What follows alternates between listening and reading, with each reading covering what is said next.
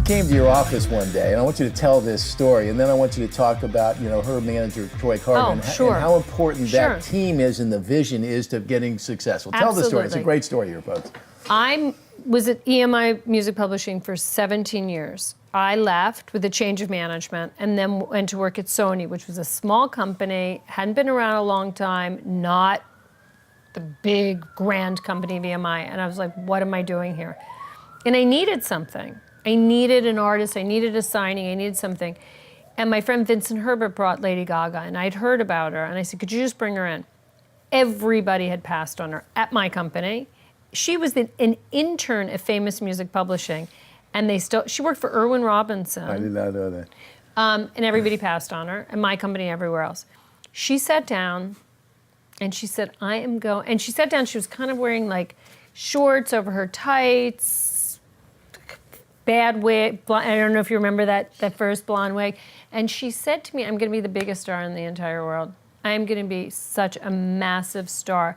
And when I get money, Jody, I am going to invest it in myself.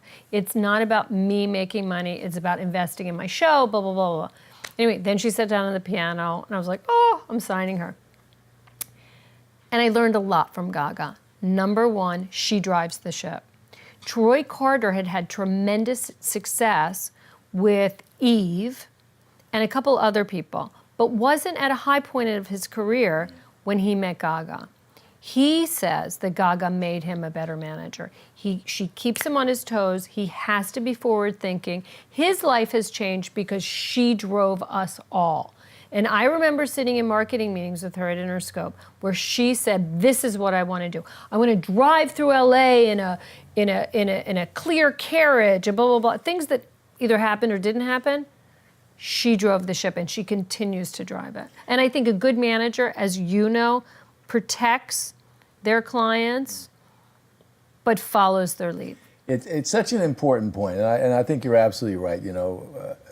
The artist has to have the vision, and when they can sense what their true north is, and it's really who they are, and they're committed to it. They're clear. It shows up. If an artist wants to check the wind, when artists tell me, what should I be doing? I get immediately suspicious. I'm thinking, no, actually, it is just like you described. You should really be telling me how it's going to be, and then you and I can talk about, okay, that's the idea. Okay, now let me figure out how I'm going to make that happen from the business side of things. And it's a great story. And it's something we preach here all the time. You got to figure out who you are.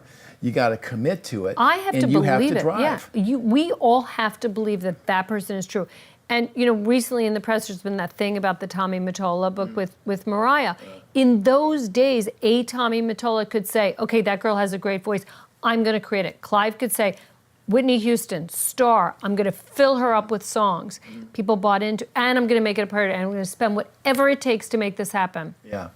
There are artists that actually need to be told a little bit, I'm convinced. Maybe Mariah was one of them, but not Lady Gaga. And protected from themselves. Yeah. And in some ways, I was there during that. It was an interesting time. It's a great lesson there, folks. You got to drive. You got to make other people believe. If you don't believe it, they're not going to believe it.